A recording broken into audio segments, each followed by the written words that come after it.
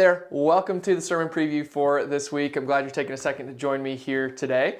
This week we are continuing on in our 1 Peter series called Living Hope, where Jesus is our focus of hope. He is our source of hope, who we focus on in everything. And so if you remember from this past Sunday, if you're able to catch the sermon, I switched things up a little bit, switched the scriptures up a little bit. And so the next passage that we're looking at is 1 Peter chapter 2, verse 18, all the way to 1 Peter chapter 3, verse 7. So we kind of break that chapter divide line, which we do occasionally, and that's okay. Those chapters and verses weren't even there to begin with in the original writing. They were added later on just for our own organization, and so it's okay to jump over those lines occasionally, or anytime that we feel it's appropriate for our passage. And so that's the scripture that we're going to look at this week. And if you remember from the sermon on Sunday, the idea was be different.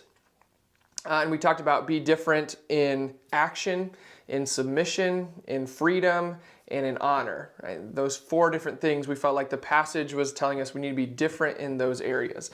And if you remember, I said that this idea of be different, this was actually just part one on Sunday, that this coming Sunday, what we're going to see on Sunday is going to be part two of be different. And so this week we're looking at some different relationships in which I believe that Peter is telling us to be different.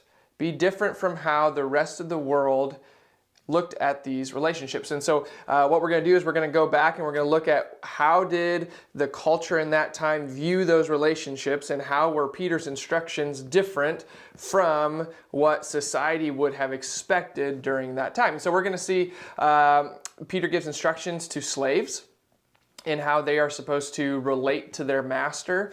We see that Peter gives instructions to wives, and we see that he gives instructions to husbands. So these different relationships that he speaks to, of this is how you are to conduct yourself in these situations. Now, the really interesting part is that sandwiched in between these, he gives the example, or he gives the story of Jesus, in that he suffered and he died, and he gives the instruction that we are to follow in his footsteps.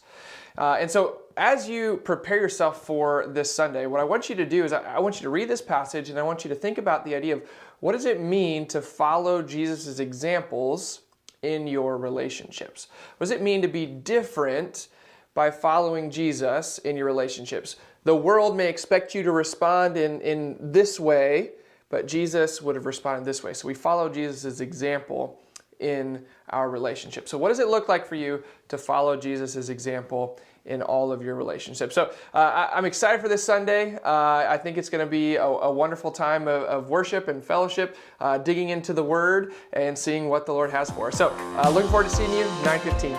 Take care.